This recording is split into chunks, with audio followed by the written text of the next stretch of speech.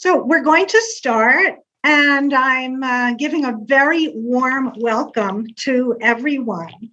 Not sure how many people will show up, but I think the topic has hit resonated, hit a nerve.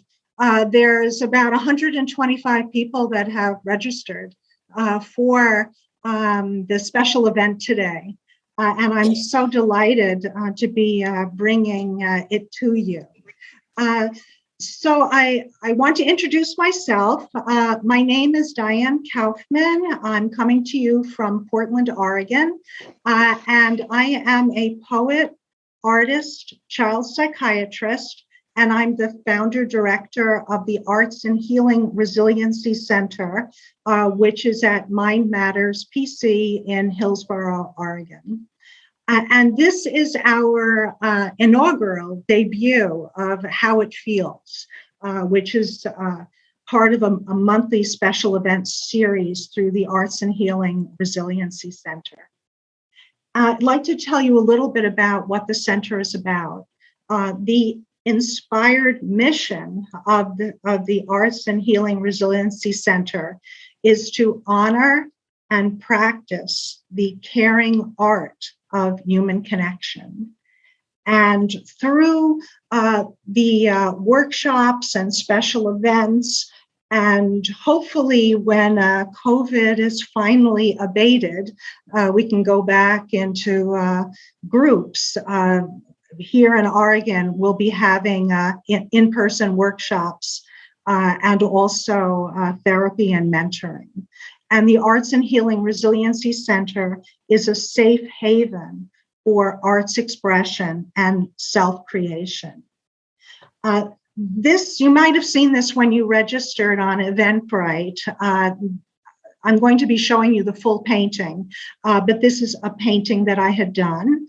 Again, the Arts and Healing Resiliency Center has expressive arts workshops. It's a salon for us to have conversation with each other, and also a creative studio. This is the full painting of that I showed you before. And I did it at a process arts workshop a number of years ago.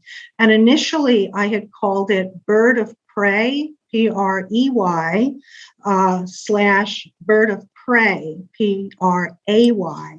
And then only recently I was looking at it again with sort of a new understanding, and I renamed it because I saw it differently. I called it Phoenix Bird Rising.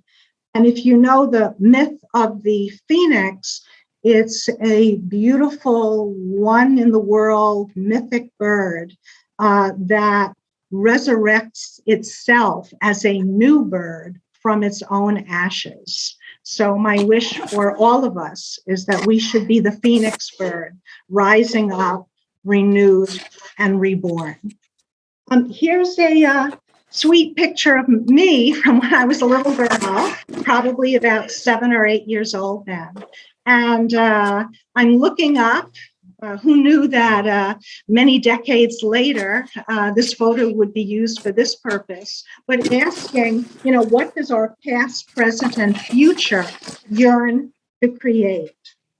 And in thinking about that, I'd like to share with you a quote from the phenomenal dancer Martha Graham, who said, "There is a vitality, a life force, an energy, a quickening that is translated through you into action. And because there is only one of you in all time, this expression is unique. And if you block it, it will never exist through any other medium and will be lost." I want to share with you, I think, an example of that life force. This is a photo of me at a arts and healing workshop when I had first come to Oregon. I'm originally from the East Coast, and this was about 8 years ago. And at that workshop, we made paper dolls. And I'm going to show you, I still have that paper doll, which I keep in my sort of creative office. And the paper doll, I named her Braveful, Braveful, which was to help me with my fearfulness. And on her, I wrote, or it's typed, together, Braveful and I, together we make more now. So thinking about that paper doll and creativity and that life force, I think perhaps it's about when you're one with that creativity, when you're one with your courage and braveness, which comes from vitality, then you're fully alive, right? And then, there's the other part, which is when we're not feeling fully alive.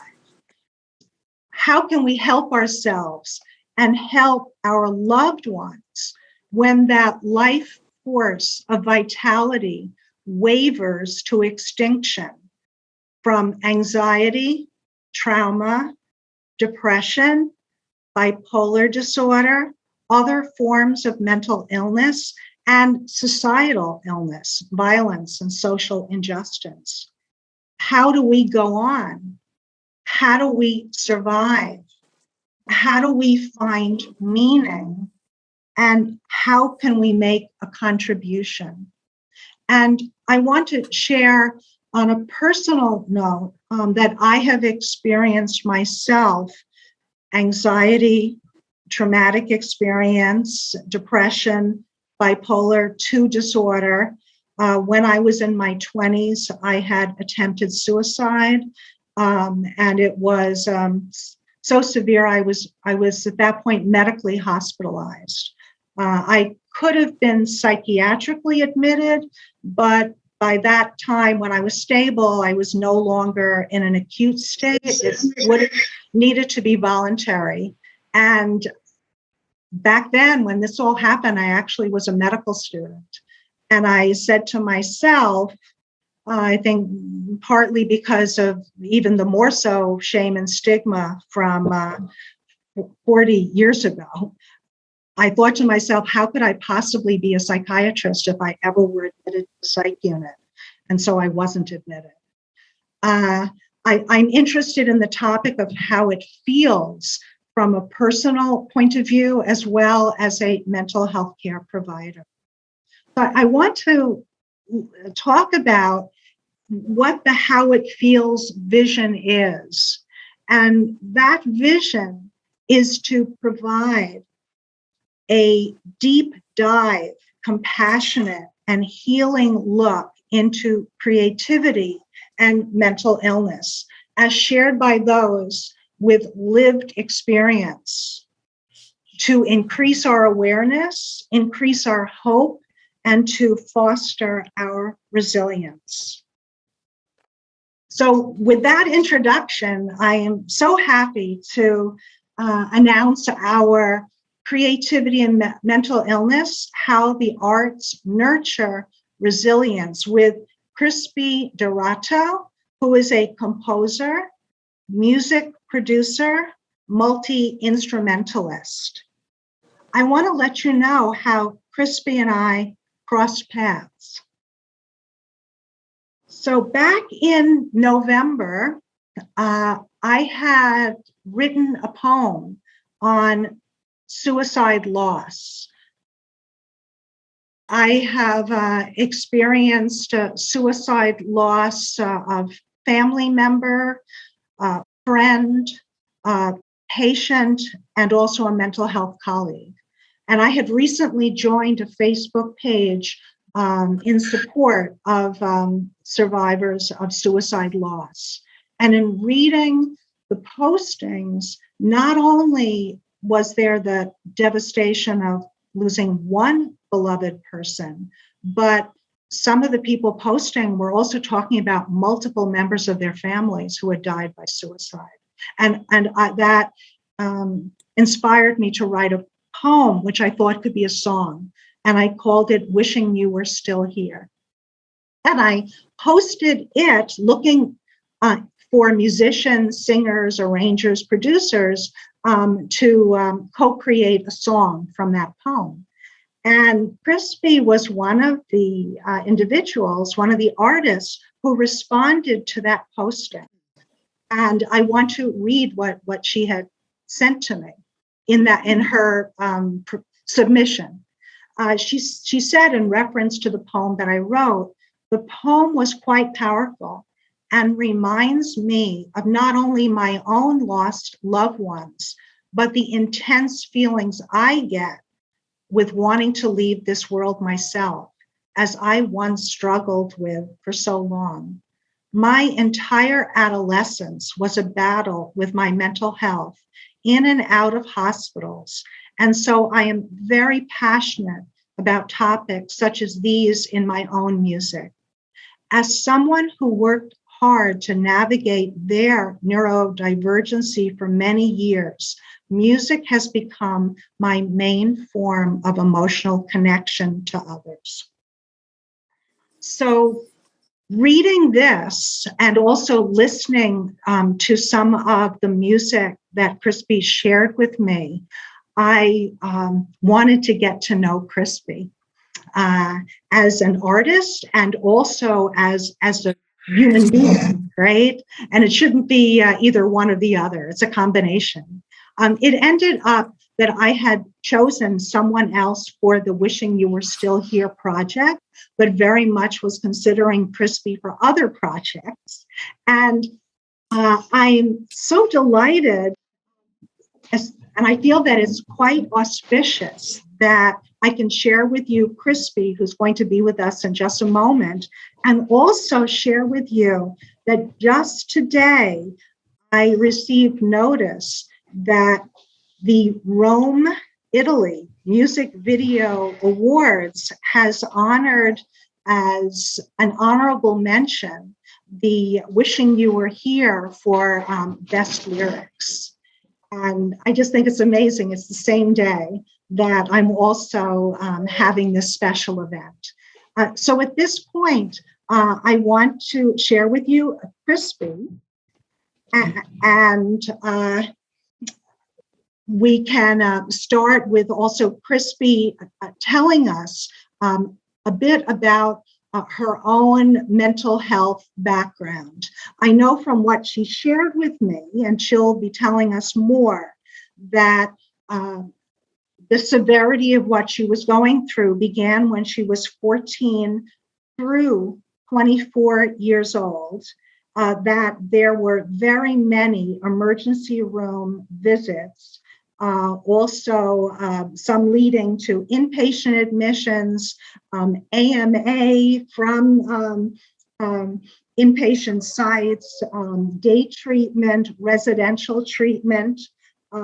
The difficulties have included borderline personality, eating disorder, anorexia, agoraphobia, also trichotillomania, panic disorder. Of course, having outpatient therapy, inpatient, as I mentioned, upwards through residential, been on medicine, been off of medicine. Everyone has their unique story. So I want us all to experience Krispy in terms of her own uniqueness. She very much shared with me the role that her creativity and music played in her life. And I'd like Krispy to start talking to us now. Hello, and thank you. So, hi, my name is Krispy DeRato. I am a musician, music producer, songwriter, multi-instrumentalist, and recently, thanks to TikTok, I am now a self-proclaimed siren because I found a bit of a niche over there in creating, using my whistle tone, so to speak, to create these atmospheric, emotional kind of experiences for all the viewers and whatnot, which I've really come to appreciate. So, I have been a musician essentially all my life. I can remember, baby videos of me when I could first talk, just like trying to sing along to songs and things like that. And yeah, so it's always been a part of me. I actually did go to school for music, college and everything, but it wasn't until this past year where I really took the career seriously and tried to make something for myself in terms of having a name and whatnot to really work towards in music. And also, just for reference, you may notice a lovely hole in my teeth. I'm also a passionate roller skater, and the ramp just looked a little too tasty to pass up a couple months ago. So it's a slow healing process until I get my teeth back in order. But for now, it's something I've come to embrace. So, yeah, in terms of the music that I have written, it is, as Diane mentioned, it is very deeply intertwined with my mental health, because I have been through a lot of individual experiences, in and out of different institutions and facilities and doctors, inpatient or outpatient. And so it was something that really shaped my adolescence entirely. It really did. I had to battle, times where it was either school or hospitals and things like that. And that's not a decision that many people want to have to go through. But when it gets to a certain point, these are things you just have to make a choice. And so my choice was to focus on mental health because that was the choice that just had to be made. But through all of that, I took it very seriously. And I know that I am in a very fortunate position where I have a wonderful support system at home to help me get through what I've been going through. But by no means has it been easy or simple to navigate. Oftentimes it feels very much like many burned bridges and just lost opportunities. But it's easy to want to think that way when, it seemed that way, but it's also easy. It's something you have to remind yourself of is that just because it seems that way does not truly mean it's always been that way. And it's easier to be convinced that it's always been difficult when you're already at the bottom, So I guess that's a huge part of me trying to build resilience through my music and being able to use my music as a way to communicate throughout my whole life.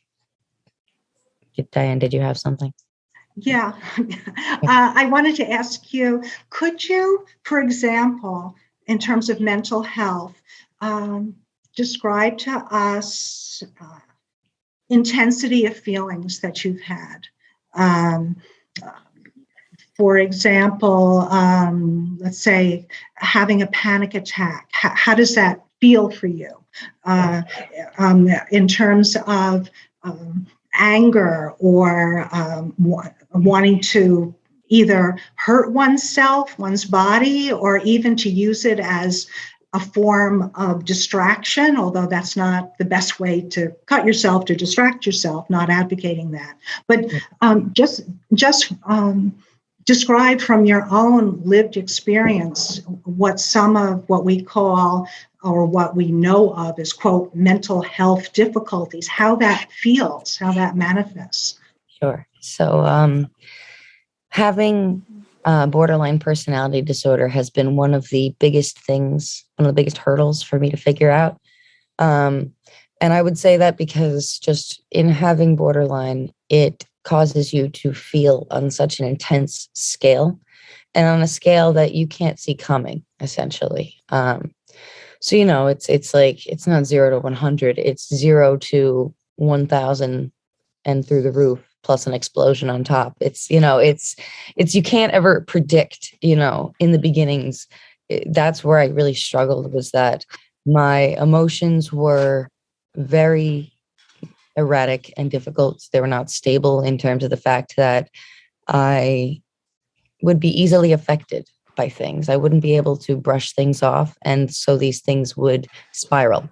For example, it could be something as valid as, someone legitimately saying something that I felt wronged by.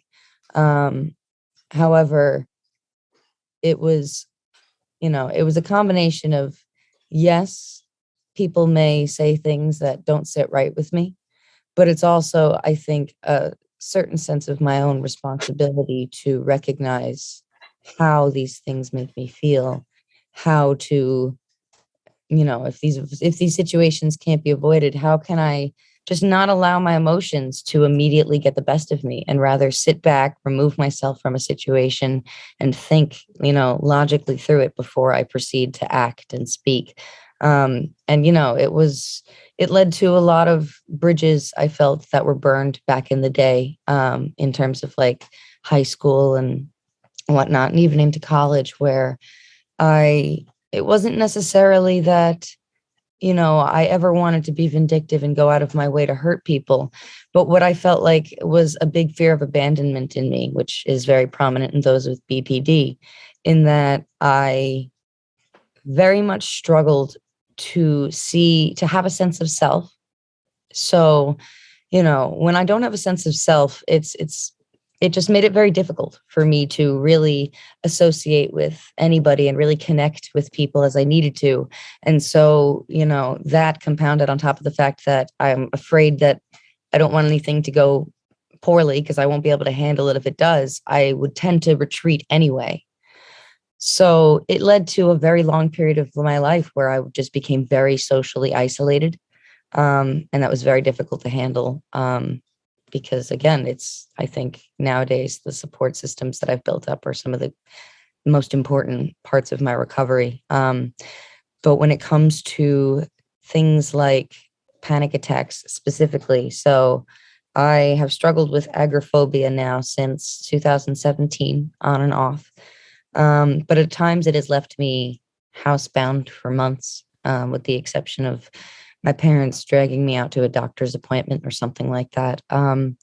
This time last year, I had a business or actually over a year ago now, about a year and a half ago, I had a dog grooming business, a mobile dog grooming business that I had started up. And that essentially came crashing down because my agoraphobia got so severe, in which before I would even leave the house to go groom a dog, I would start to panic about every potential thing that could go wrong.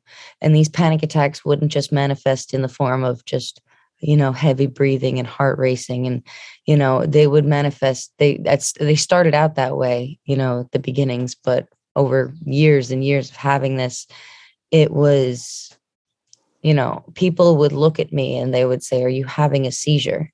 My eyes, I would lose motor function. It would manifest in ways that were very uncomfortable, to say the least. It wasn't just like when people say panic attacks or it just feels like the end of the world. Yes, it absolutely does. But it's not just in your brain, it's in your entire body, just going haywire and shutting down in ways that are not fun and scary in the moment, because it feels like that's all that will be, like I said earlier, when you're in the darkest of the dark and the worst of the worst, it's hard to see out of that. And so when you're going through a specific moment where, your motor functions are causing you to act out and maybe, punch yourself or punch a wall. And thankfully I was never one to act out and punch others, but I did take it out on myself, which was difficult to deal with over time.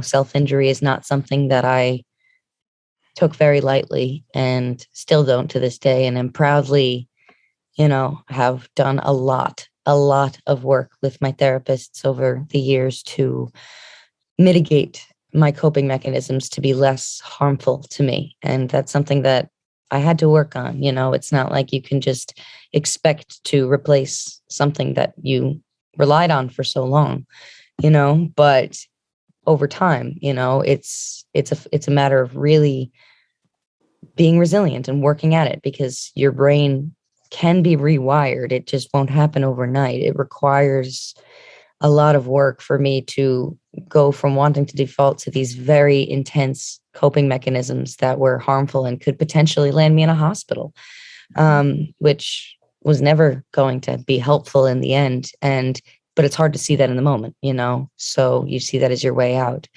Krispy, we have a question from Rochelle. She's asking, did your agoraphobia, was it impacted by the COVID-19 quarantine and isolation? So yes and no. It was actually very interesting that when the bulk of the quarantine was happening in earlier 2020. That was when I was actually starting my grooming business. I'll get to this eventually, but there was a period of time, 3 years or so, where I was not doing music. And so during this time, I was grooming. So this was actually the tail end of my grooming time, the last year of 2020. And this was during quarantine. And so I was kind of in luck in a way that it almost worked to my advantage briefly, where people, everything was shut down. And so people, A, they needed to have their dogs groomed. B, I wasn't able to work in a shop for A, everything was closed and I just was too scared. And so it kind of worked out where through word of mouth, just Kings Park moms and things like that, where I live, we got, I got a bunch of clients essentially they would just, through a social distancing method, they would just bring their dog to my garage, which had a nice warm setup and a just at home setup. But this allowed me to basically groom in isolation, so to speak, and be able to kind of gain clientele just through online word of mouth and things like that, and do everything appropriately and safely because everything was so like it was just me in my garage, with a separate handoff. So, it actually worked in my advantage in that I was able to have something to do and to work towards in like by myself, kind of without the need to, I was already a bit antisocial this time. So it wasn't like I was going to be going out anyway. So the fact that everyone else was forced to be kind of in the situation that I was kind of already living in worked in my advantage in a very interesting way. And again, it wasn't easy by any means. Like eventually I did lose my business and things like that due to mental health. But again, during the brief time when quarantine was in its heaviest, I find that it was almost working to my advantage because I was already so not involved in the world. It wasn't like I was going to be missing much, so to speak. Krispy, could you say something about eating disorder, anorexia, and history with that and where you're at now with that? Sure. So in terms of my eating disorder history, I was formally diagnosed with EDNOS, which stands for eating disorder not otherwise specified. And that's just because of the fact that I've been through many cycles of different eating disorders throughout the years. So it all kind of began, in general, all of my symptoms, I would say, for most mental health really began at 14. But with my eating disorder specifically, all throughout my childhood, I did struggle with my image and being comfortable in my own skin. So I think, but it wasn't until about 14 where I really started to, act on these feelings in a negative behavior. So at 14, it began with attempting to just restrict and in ways that I didn't have enough knowledge to do in a healthy way. But I'd struggled with bouts of purging at times, bulimic tendencies.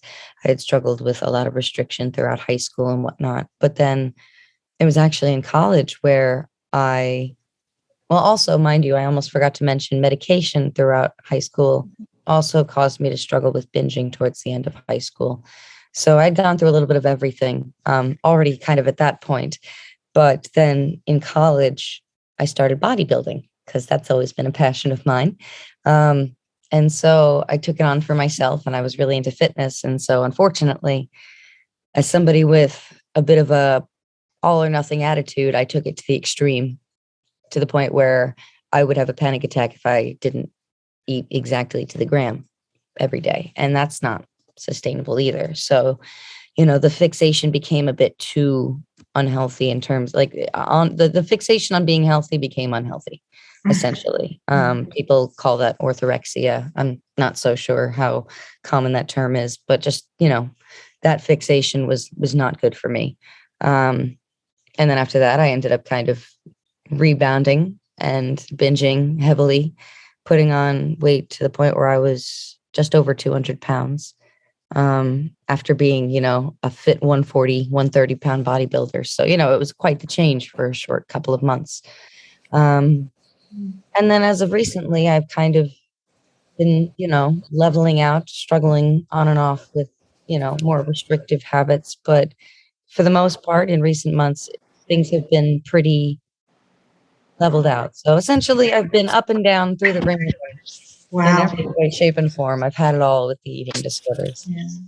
Thank you so much, Krispy, for so honestly, authentically, caringly sharing, your story. Could you say maybe just a little bit about the down moods in terms of depression, Sure. suicidal thinking, if there were any suicide attempts?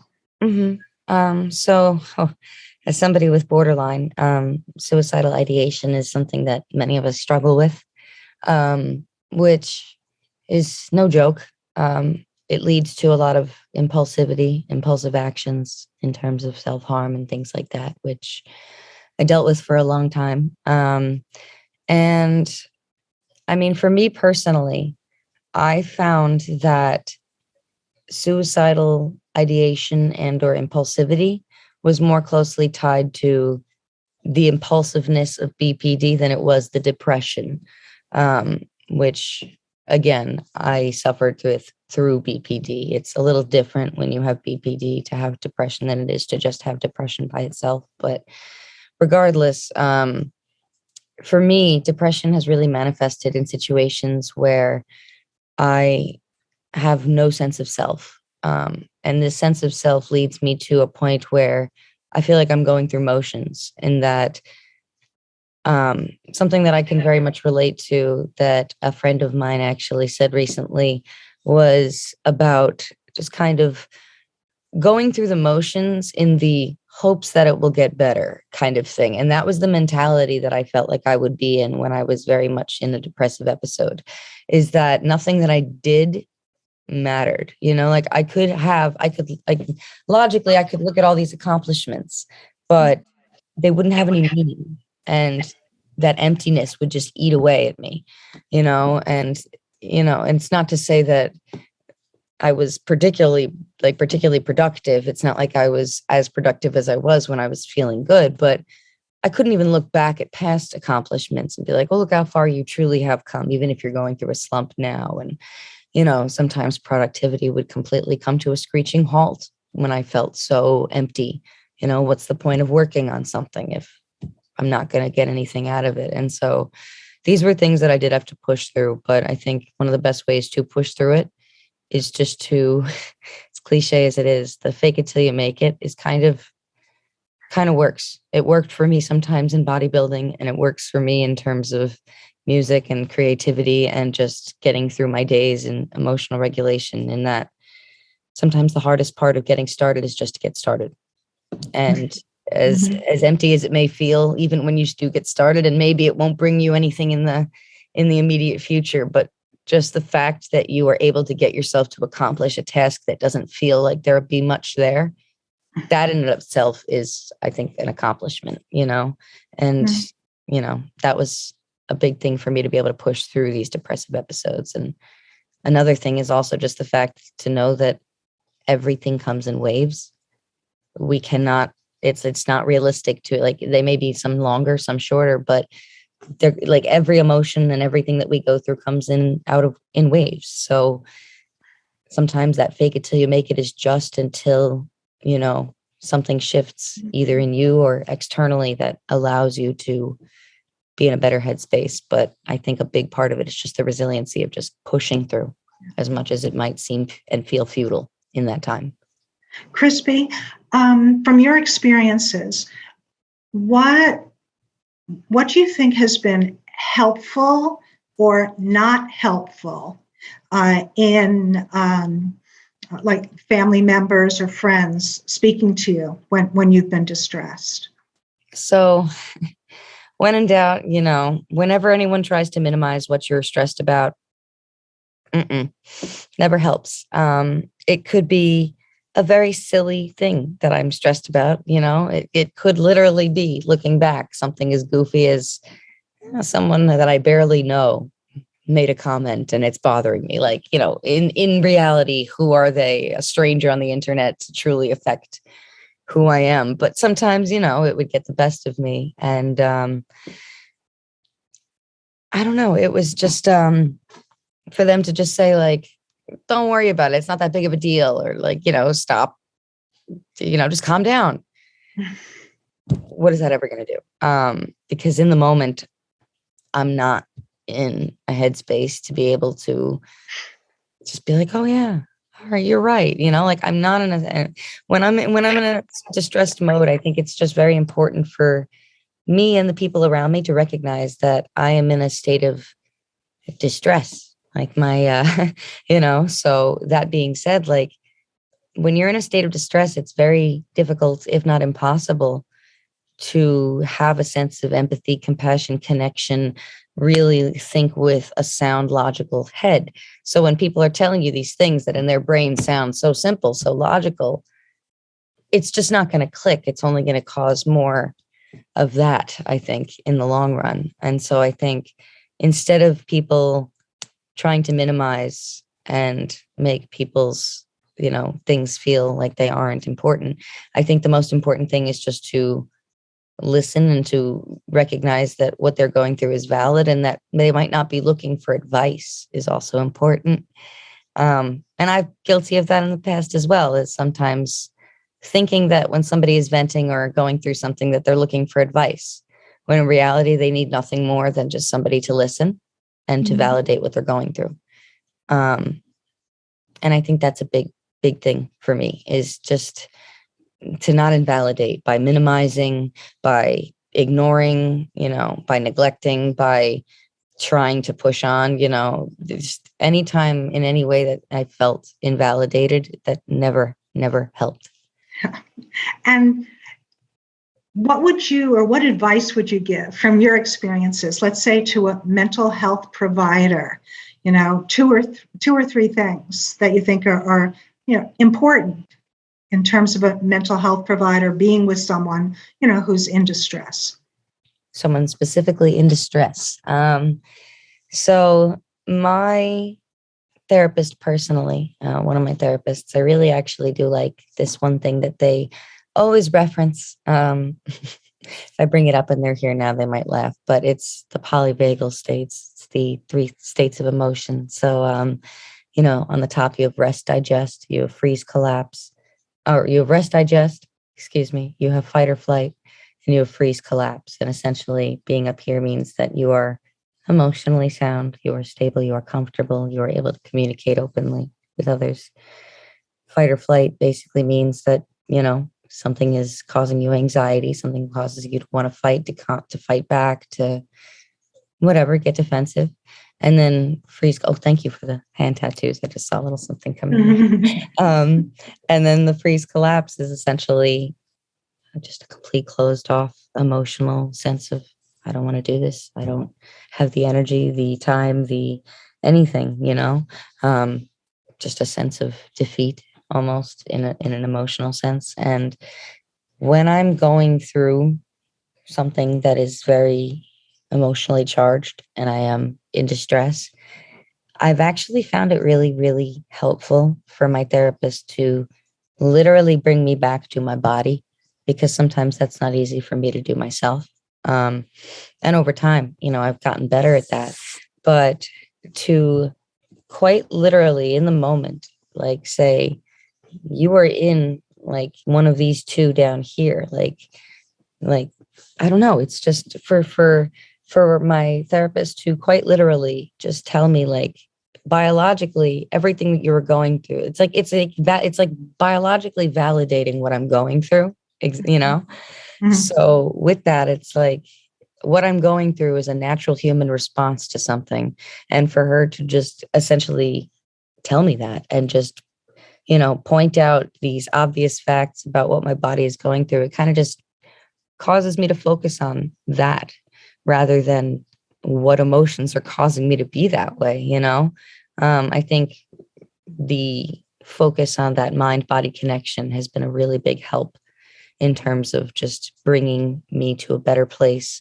I know people always say, like, try deep breathing and this, that, and the other. And personally for me, like I understand the like deep breathing. I like to use the word control your lungs because it just gives me that sense of control a little bit more if I really do get out of control. But I think it's very important to be a grounding source for somebody. And that isn't to always provide answers, but that is just to bring them to a place where they're able to think about the problems when they're in a better headspace, to kind of remind them that you're not going to solve anything when you're thinking like this. You're only going to solve things up here. You're not going to solve anything down here because everything is clouded and mushy, So I think that's a really big important thing, is just the validation through body and mind connection has really been helpful for me. And that was thanks to my therapist that really brought that out. Thanks, Krispy. I'd like to open it up to everyone in the audience. If you, I guess you could unmute yourself. And if you have a question or you'd like to ask Krispy, or a comment that you'd like to make. And while we're waiting to see if someone wants to do that, maybe Krispy, do you want to look at the chat? Because there were some questions also directed to you. Yes, I'm taking a look at that now, actually. So let's see. What is my way of coping now? Is the one that I missed first. So nowadays, when I get to a place where I feel emotionally overwhelmed, my first thing to do is, and mind you, I have built up over the past many years, especially this year, the resiliency to be able to recognize this sooner. But I feel like when these things start to occur and I start to feel like I'm relapsing either emotionally or in my actions, the first thing to do is to recognize it. And only then can I truly remove myself from it. And through that, I've found that I have certain support systems that I can reach out to. But if they're not available, within myself, I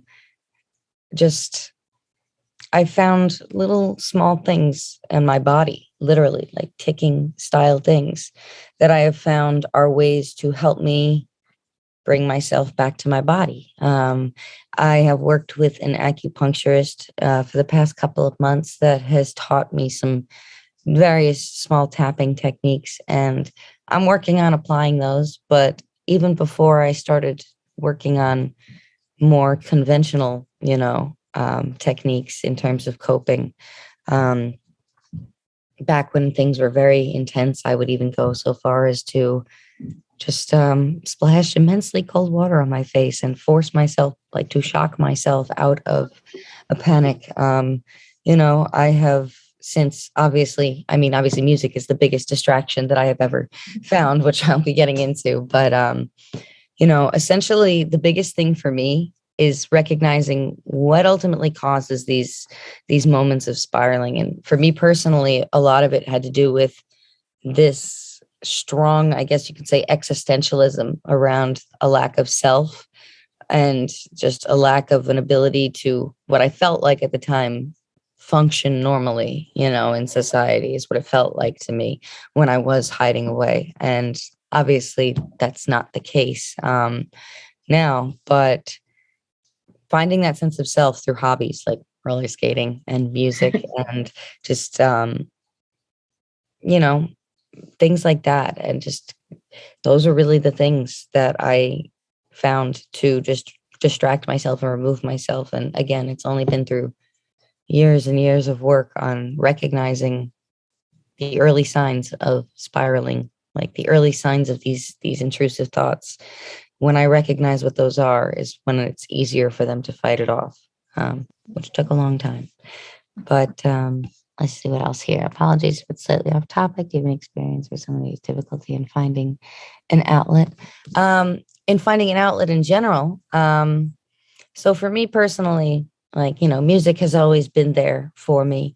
But when I wasn't doing music, because there was 3 years after college where I kind of resented it because of just college experiences and just a lot of things that happened personally. But during that time when I was not doing music, I very much was struggling with a sense of self in certain ways, but I found it in others.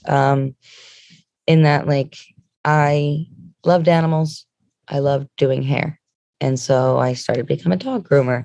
And, ultimately it was just because I needed a job at the time, but I was able to kind of turn that into a passion by itself. And I think that one of the biggest things is to think outside the box, because the fact is everybody is so vastly different and unique. And even the most niche things that you might be into, you are bound to find people into those things. And sometimes it's even as exciting as just thinking outside of the box in terms of what are two broad things that I like, that I just happen to enjoy. And are there things that people have done to already combine them? And it just takes a little bit of creativity and looking on forums online. I know Reddit things, so people always have things on Reddit with different passions and hobbies. Literally even YouTube. A lot of people have, they have YouTube channels where they are already a part of a community, and it's through that you can start to just find other people.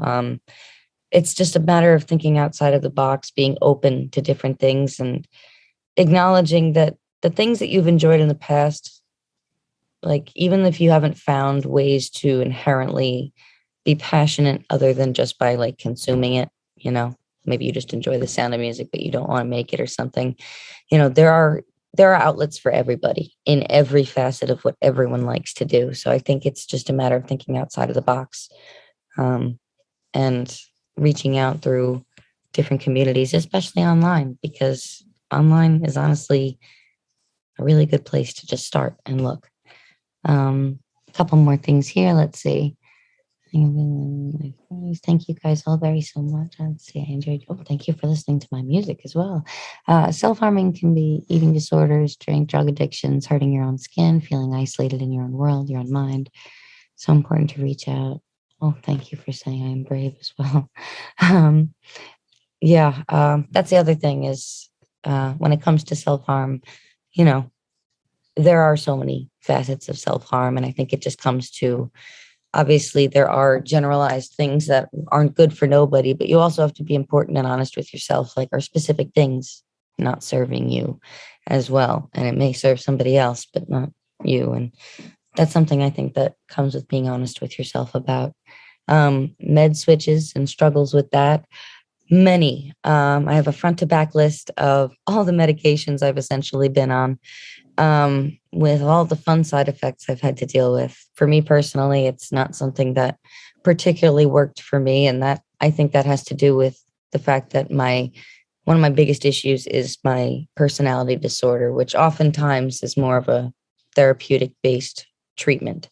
Not to say that, there aren't times when, certain anti-anxiety medications and antidepressants and things like that may have helped and may have slightly in the past for me and will absolutely help others. But for me, I've gone through a lot with medication. It messed up my hormones here and there, but it also, at times fixed things. It's just medication is not something to be taken for granted. It affects the body a lot and the mind a lot. And sometimes for the better, sometimes for the worse. For me, not always for the best, but, I don't deny that it has definitely helped many out there. Just a couple other things here. Let's see. Some practitioners want to know about your state of mind, but don't always know what to do. I had that experience. And I consider promoting your experiences like writing a book. A book. I have not thought about writing a book yet, although I feel like I've got more than enough words to fill up like a nice 1,000-page. Yeah. But I would encourage you to write a book, right? Or do a TED Talk. Really, you're so fluent and have so much to share. Really. I would consider it at some point, maybe. Maybe after a little more experience, but So how about we now segue into your music? You want to share, right? Yeah, sure. So I guess I will share my screen here real quick. Okay. So, let me go to my first video, which is not this one. So welcome to my YouTube channel. I made it myself. And so I might be an advertisement. So yes. All right. So I wanted to start with Metamorphosis of the Mind, which is my debut single that I released, the music version back in April, and then the music video here, May 8th. And this was made essentially just with three of us. Essentially, it was me doing all of the music, and then Dylan, my wonderful, wonderful friend who I've known for many years as the main film guy, and then his wonderful friend Aya helping out here and there. But I just say that the music video specifically, I just want to note is something I'm very proud of as my first debut. We wanted to come out swinging, but the music itself. So I wrote this throughout the winter of 2019, 2020. Excuse me. I wrote this throughout the winter of 2020, 2021. I forget we're already in 2022 now, my goodness. But yes, last year I was writing this tune, and it actually started out as nothing more than an instrumental beat that I released.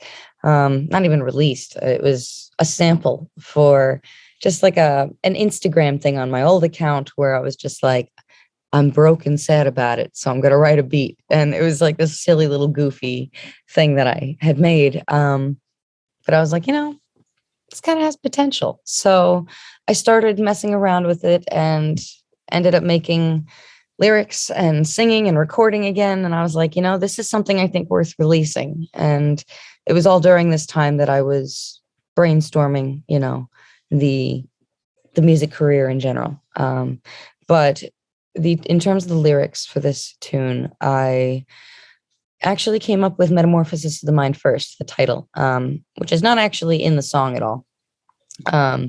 However, now I was going through a very difficult time this time last year. I had closed my business in the fall of last year, and I was recovering, trying to figure out everything in terms of finances moving forward and just life moving forward. So I was going through a lot in terms of intrusive thoughts and things of that nature. And so that's kind of where the inspiration came from for the lyrics, in which I'll just read them out real quick before I show the music video, because I just want you guys to hear them because they go quick in the song. But the idea was essentially that the you in the song is my intrusive thoughts. They're not actually a person. They are my thoughts personified, so to speak, as somebody taking over me, taking my control of me. And so the verses start out with, you hypnotize me every time, keep me safe inside, you protect my mind. When you tell me everything will be okay, but I can't believe that you're here to stay. And so that's verse 1, which essentially is alluding to the fact that,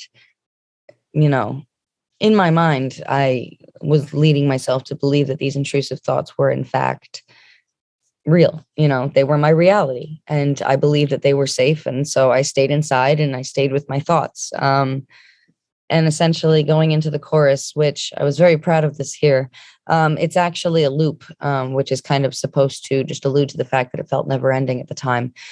It goes, your voice is inside of me, all around me, your authority. You bring out these insecurities. It is taking control of my grasp on this reality to assume that I could ever see what was never really meant to be.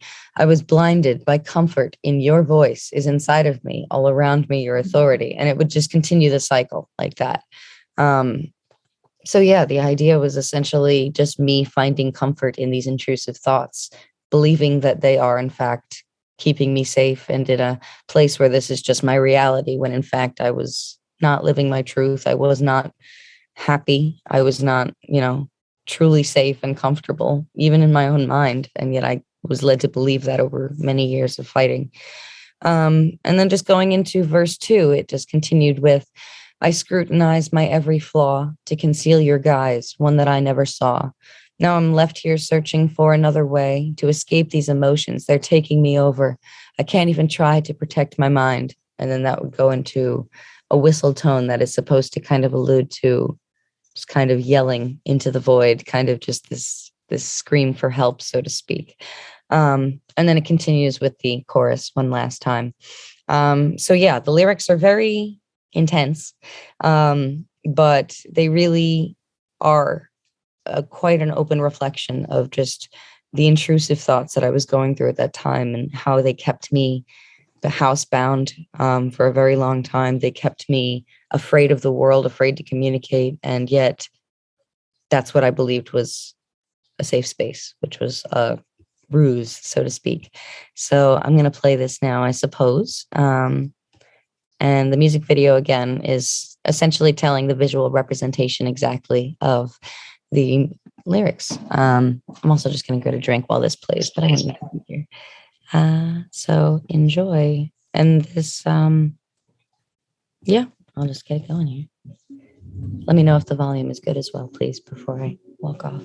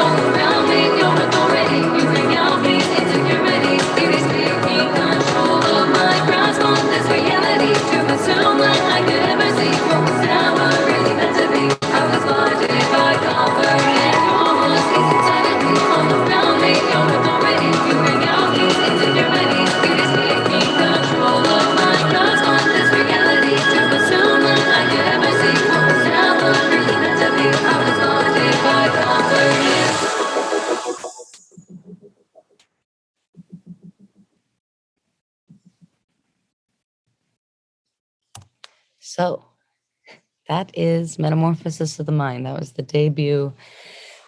Coming out swinging. Oh no, Squarespace, don't advertise to me. So yeah, that is Metamorphosis of the Mind. That was the debut, all about just intrusivity and just fighting your personal demons, essentially. Crispy, what's it like? You're watching that, knowing that came through you.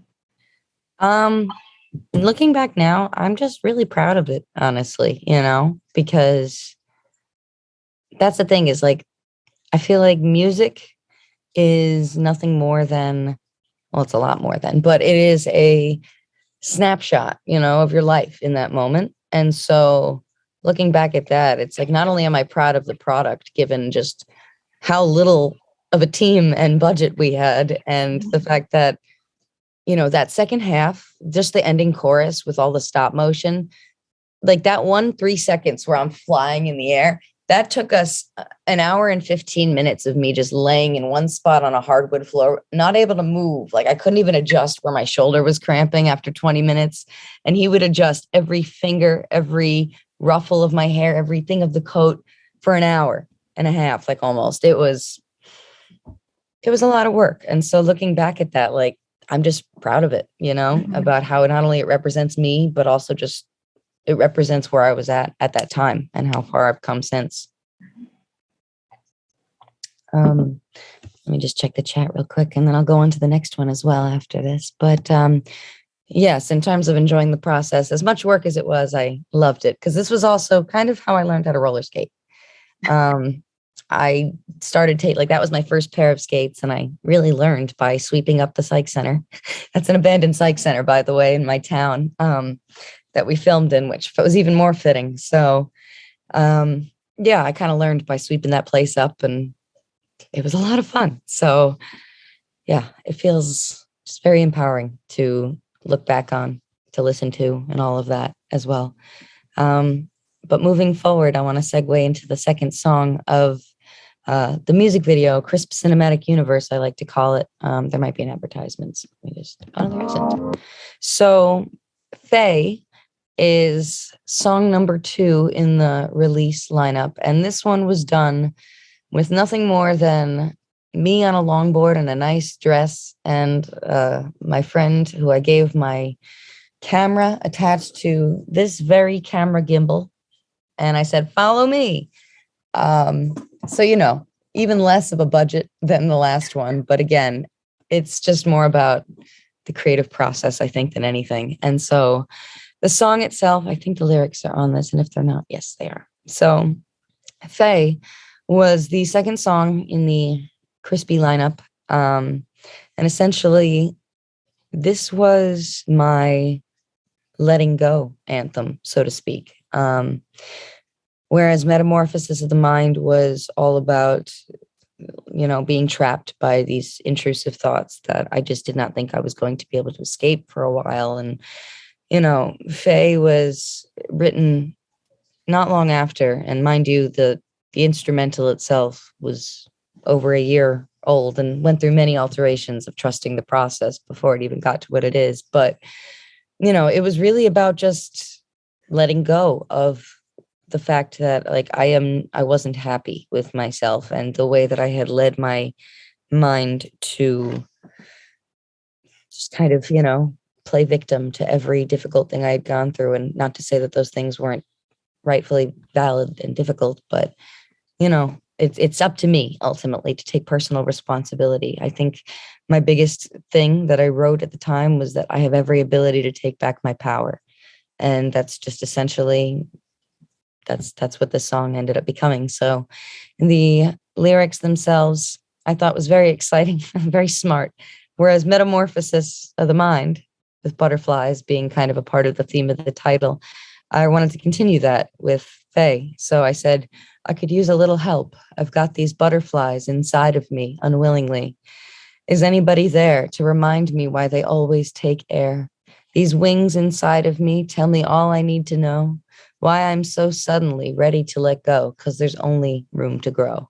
And that's the opening verse. But yeah, essentially that was kind of just alluding to the fact that I truly did feel uneasy. And kind of like, if anyone's familiar with tarot cards, the Fool is a card that kind of represents just embarking on a journey without having it all planned out, but just doing so anyway and trusting the fact that you'll figure it out as you go.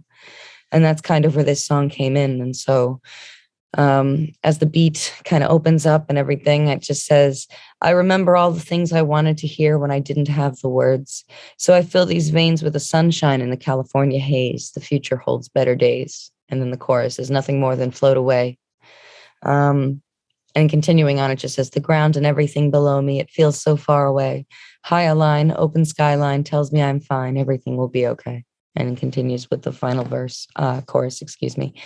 So, between those two very short verses, it's essentially just me remembering. When I say I remember all the things I wanted to hear, I'm just kind of talking about how, I wanted to hear positivity, but I was not able to give that to myself. And so now it's kind of, when I say I fill these veins with the sunshine and the California haze, those are kind of all a bit of kind of allusion to different drugs and things like that, to say sunshine and California haze and, filling these veins. But it's not necessarily alluding directly to drug use. It's alluding to literally pumping myself, forcing myself to be to just change directions and to force this kinds of mindset into me, to fill my veins with a sense of light, with sunshine, with love, essentially. And so saying that the future holds better days is essentially that's the whole point. The ground and everything below me feels so far away. At this point, I feel like I've truly let go. High line, open skyline tells me I'm fine, is everything will be okay. It's like, that's the point when you've embarked on the journey without the things, but by trusting the process, you are knowing that it's okay.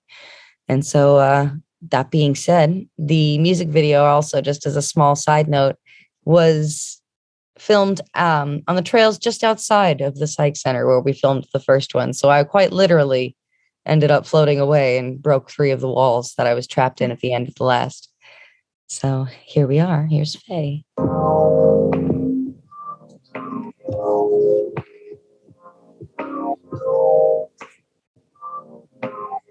I could use a little help. I've got these butterflies inside of me unwillingly. Is anybody there to remind me why they always take care?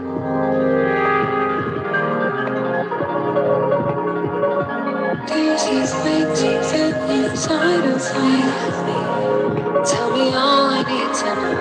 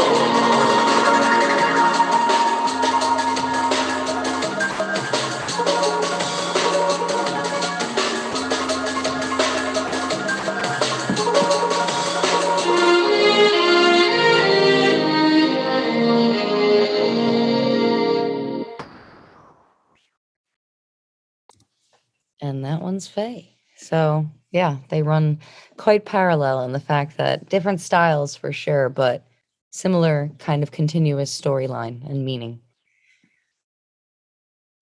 Oh, let me check the chat real quick here. Okay, we're good. So yeah, those are the two videos essentially. And obviously one of the most exciting things about them for me is the fact that they do include skating, and that I've kind of chosen to include various aspects of my hobbies, into my videos. And at this point, skating is like a staple. I'm planning, a roller disco for my next music video. So, I'm excited that it's really become a part of it, because not only is it such a fantastic community of people, and I've met so many great friends through it, but makes for some really visually pleasing content, I think. Krispy, can you share with us your Siren Songs? Oh, yes. Let me share a siren. I forgot about those. And explain about that. Sure. Yeah. So sorry, I have to go on to TikTok, which you're going to get a goofy looking video at first, I'm sure. Okay.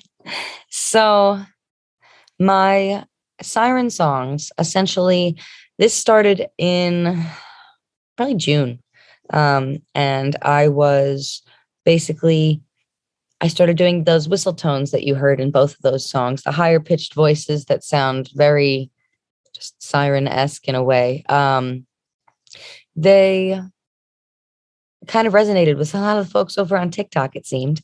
Follow me over there if you got an account and you want to. Hi, Krispy DeRato on all platforms. But yeah, essentially, they are just resonant whistle tones that I have that are very, I would like to say, almost like powerful in a way. They don't sound very human, but not, they sound like superhuman, they sound alien in a very cool way.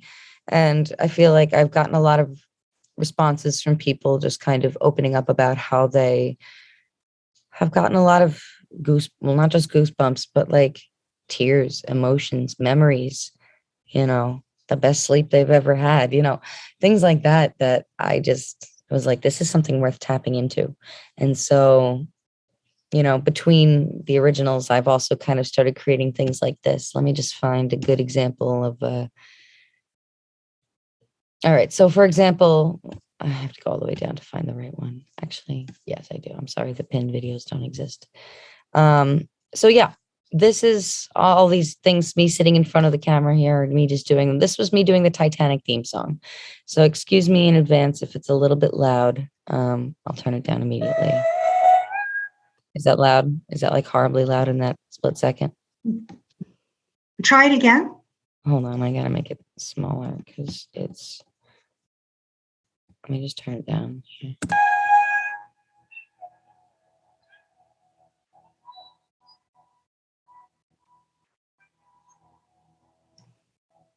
Chris, make it a little louder.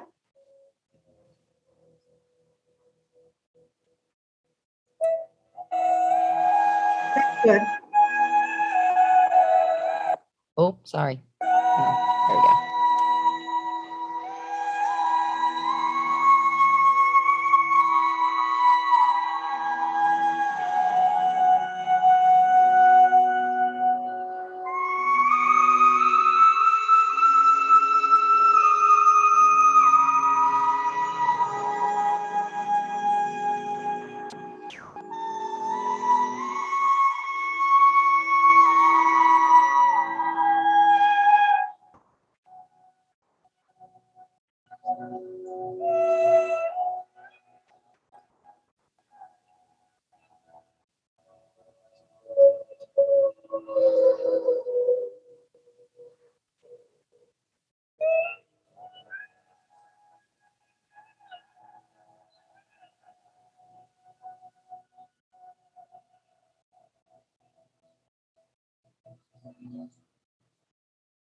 So essentially, those have become quite a staple of mine over on TikTok and in general. And if you'll see here, unfortunately, it's very small. There we go.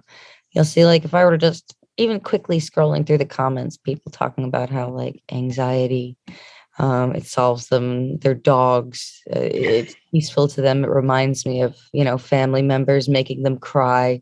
It's something that really I wanted to tap into, because it wasn't just me that was like, I feel something. This is like everybody feels something, and it's something worth checking out and looking into further and making this music. And so I even released a full-length Siren song recently, with plans to release another that many people have found useful for sleep or meditation.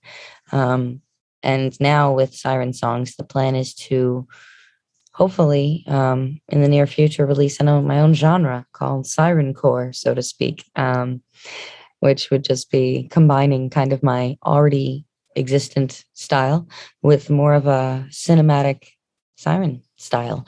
And so, just as a small example,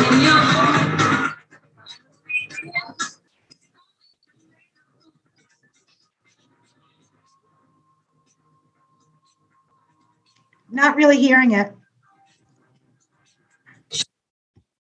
I want to blast you guys away. Yeah.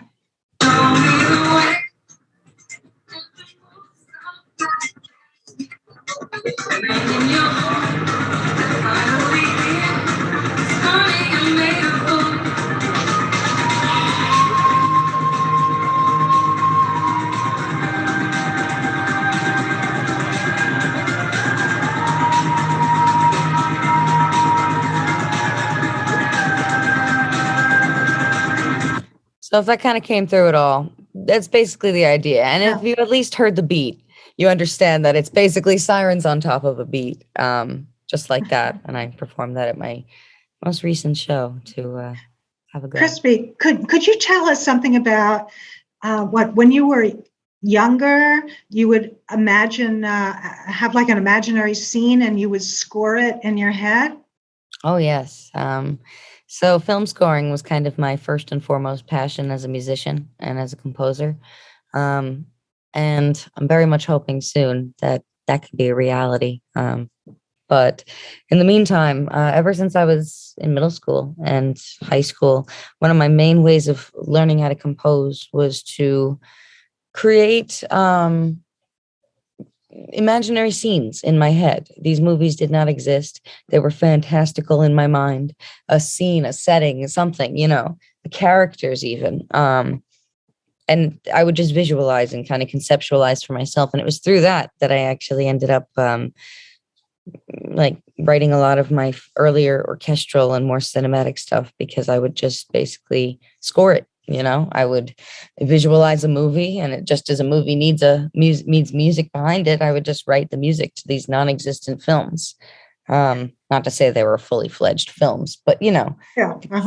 And it was kind of, that was an early part of how I kind of really learned to connect music and emotion into something, because I've always appreciated how film scoring already does that, and to be able to kind of just do it by default of all the music I write really taps into emotion, I think, regardless of if there's actually a movie or not for people. Krispy, could you right now stop the screen share so we could see you again? Oh, sure. Actually, there was just the one last. Is there one more? Good. Yes. Let me just take care of that one last thing here. So check me out on TikTok and all platforms, by the way, if you want to listen to some good tunes. But so the last thing I just wanted to share real quick, this is not a siren song in any way, but this is something that is very personal to me, in the fact that I'm releasing an upcoming acoustic album. And the first song to be released is going to be out for pre-save in just a few days, so that you can actually hear it on the 21st of January. And then the rest of the album will be out on the 11th of February. So very soon. But that being said, it's called This Canvas is a Reflection. This is the album artwork for it here. Of course, I can't just show you anything like that. But yeah, this is the album artwork here, which is just, I made it myself with from a past photo shoot. And the whole point of this 8-song collection is to basically just be a very vulnerable look into my mental health and how it is played in. And so, This Canvas is a Reflection being the opener is all about just myself and just, leading into the rest of the songs. But Early Goodbye has to do with, a lot of the times when, it has to do with loss. Birdsong also has to do with loss, return to earth, in their own ways. Like, these were times when I was dealing with them at different times. Early Goodbye is 10 years old, and I've carried it with me for this long. So it's like, these are not just, songs I wanted to throw together for an album. These are songs that all have an extremely deep meaning to me.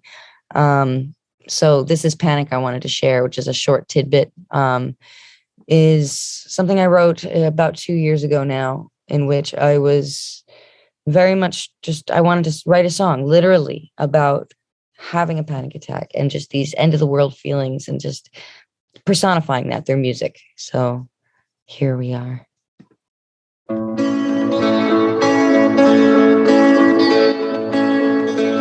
Step inside and shut the door. I'm over here around the corner on the floor, reaching out for what is left. To place your hand over my heavy, weightless chest.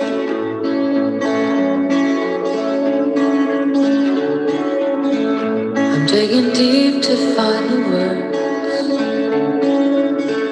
to tell you what I feel, but nothing's coming through. My lungs are gasping with a tiny bit of oxygen. The world is trying to steal from me and take me to my grave.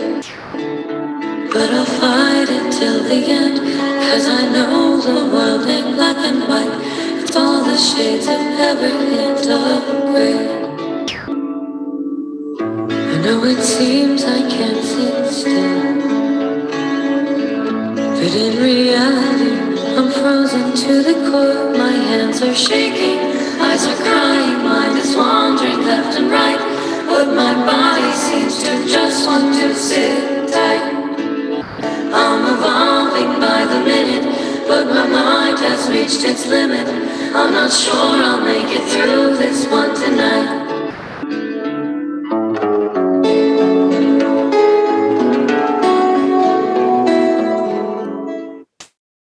So yeah, I just wanted to give you that. Essentially, it's instrumental for the rest of the tune. And then in terms of the lyrics themselves, just going over them briefly, because I feel like for anybody who has gone through immense anxiety, it just is something that will really resonate. But it was just step inside and shut the door. I'm over here around the corner on the floor, reaching out for what is left, to place your hand over my heavy, weightless chest. I'm digging deep to find the words to tell you what I feel, but nothing's coming through. My lungs are gasping for the tiny bit of oxygen the world is trying to steal from me and take me to my grave. But I'll fight it till the end, because I know the world ain't black and white. It's all the shades of every hint of gray. I know it seems I can't sit still, but in reality, I'm frozen to the core. My hands are shaking, eyes are crying, mind is wandering left and right, but my body seems to just want to sit tight. I'm evolving by the minute, but my mind has reached its limit. I'm not sure I'll make it through this one tonight. And then the whole point is that the music takes over the rest of the song, because sometimes words don't do enough. Mm-hmm. So that's essentially that, which will be coming out in the very near future. I invite you to check it out wherever you can on all platforms, or sign up for the mailing list on my website if you'd like to stay updated. But they're all just very vulnerable deep dives into all my experiences so far as a musician and as a human. Krispy, what would you say to someone who might say, I'm not creative? Yeah, I'm not a creative person. Do you think that's true? Are there people that are not creative at all? I think everybody's got levels of creativity, and some people just don't want to, maybe explore it as much as others. But I think everybody has the potential to find something that they are good and creative and enjoy and are passionate about. I think creativity can literally go so far as to people who are in a math or science-based field, just having creativity for the kinds of research that they want to do, and having genius ideas moving forward and ingenuity. Like, to me, that's also creativity. I wouldn't say that creativity is limited to just the arts. So that's, yeah. No one is not creative. It's just a matter of how it applies to you. Yes. Yeah. Mm-hmm. Anyone want to make any comments or ask any questions of Krispy while we still have her with us? We have a few minutes till the end. And also, meanwhile, you could look Krispy at the chat. Sure. Well, thank you also for following, guys. Oh, we have a hand. What do you do with hands? I don't know how you. Hiya. Oh, hi. Right, hi. I'm from London. Hi. First of all, I just want to thank you for sharing what you have with us. It's been very overwhelming, and it helps like myself and others like us feel not so isolated and not so alone. And I believe that all sorts of art, like this platform, what Diane does, performing arts, singing, writing, creative writing, art itself, which has helped me, has really helped me feel kind of human again, that I've got a worth, a meaning to my life, to actually, you know, a lot of my problems started from childhood trauma. Mm-hmm. And different experiences. I've, especially growing up, as you say, in the US, biracial, a mixed race, we say over here in the UK. And it was difficult, you know, growing up, not knowing where I identified myself. And it was, you know, what you go through when you're so young definitely stays with you for the rest of your life, and as a reflection on you as you go into adulthood. So I just wanted to say I've embraced everything you shared with us, and I'm sure along with others, my friend April's on here as well, a fellow Londoner. We've definitely been dipping in and out of here, finding you, following you and subscribing, and just felt very, thank you, Diane, for introducing us to your world and your music. And I just want to say well done, and being so creative and brave in all what you've done. Thank you.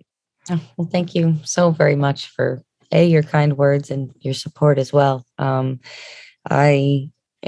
like to I think at this point, my biggest goal with my music is just to, I don't want people to ever have to go through what I went through. And I know that the fact of the matter is, as humans, we are just going to go through shit. Excuse me. We are going to go through crap, it's going to happen. And it's just a matter of how can I, through my learned experiences, try to just make it better. And through my music is how I've kind of tried to do that so far. So thank you very much. Thank you. Thanks a lot. Mm-hmm. And somebody had a question here also about trichotillomania specifically.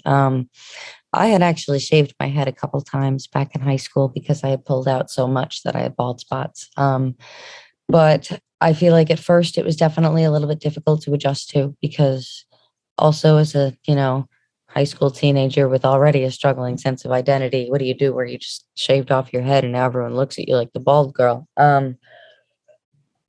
But I also I love hair dye and I love experimenting, and just similarly to how I feel like my tooth, I didn't ever look at my tooth when I busted it a couple months ago and be like, oh God, like, please don't look at me. I kind of embraced it. And I was like, yeah, it's cute. It's quirky. It's a badge of honor that I'm that hardcore at the park, And so with trichotillomania, it was kind of a similar thing in that, yes, I did have my initial struggles and trying to figure out how I felt with it all. But in the end, I was like, for me, I like to dye the peach fuzz. And the fact that it was shorter allowed me to dye it more often without damage, because it was just shave it off, dye it a new color, shave it off, dye it a new color. And, I'm not saying that shaving the head is for everybody. But for me personally, it gave me, it was an unexpected sense of power. I think that's the biggest thing, is recognizing that every part of us, although negative may exist, it's like we may find these things about us that we don't find ideal and that we think other people look down upon us for, but it's a matter of personal perspective. And if you truly do have a sense of self that is unbreakable, I think it can be, these don't have to be negatives. They can serve as, inspiration for others rather than just things that bring you down, because it's all a part of a human experience, not saying everyone's going to bust their teeth or have to shave their head or pull their hair out, but just anything people are uncomfortable with, whether it be a part of their identity, appearance, or themselves. It's to recognize we're all going through something is, I think, the most beneficial thing about my music is that I can really see that through others, and I can share that with others. So yeah, Trichotillomania into music segue. After that. Thank you so much. Are there any other chat comments you want to read out loud? I just wanted to double check here if there are any questions. Just a side note, yes, that also was my voice on the Siren Songs. That's all like unpitch corrected whistle tones. I've got a bit of a piano-sized vocal range, so I like to use that when I can. But in terms of this, and thank you everyone who has said anything, kind words, support, and or just related experiences. I really appreciate you guys all for being here. And thank you also so much, Diane, for having me be a part of this. This was kind of my first experience into being able to just openly talk about this and how it relates to my music. So it was really nice. Oh, thank you so much from the bottom of my heart. I'm so glad that you're shared with us today. So I wanted to mention that the Arts and Healing Resiliency Center meets on a Saturday, Portland, Oregon time, 1 to 2 p.m. on a Saturday, 3 times a month. And once a month on a Sunday, such as today, for 90 minutes for a special event. So we will be having the next, what I call Follow Your Art's Heart Saturday workshop, 1 to 2, which is next Saturday. And our next special event will be on February 20th. And it's going to be on relationships and insights from cinema. And Dr. Charlene Gelt is going to be presenting on that. If you look on Eventbrite at the Arts and Healing Resiliency Center page, it will list the links to all these upcoming events. And if you want to reach out to me, and I'd love to hear from any of you in terms of your experiences from today or other workshops or ideas you have for the Arts and Healing Resiliency Center, you can reach me at this email. It's drdiane, DRDIANE, at Mind Matters, MINDMATTERS, PC, which stands for professionalcorporation.com. So it's Dr. Diane at mindmatterspc.com. And with that, I'm going to wish all of us a very enjoyable rest of our day. And for those of you who are in London or where it's nighttime, I'm wishing you sweet dreams. Okay, bye everybody. Thank you. God bless. Bye everyone. Thank you, Krispy. Bye. Guys also very much, and thank you for the last few comments coming through as well. I just got a chance to see those. So Thank you. Thank you. Bye. Bye. Bye.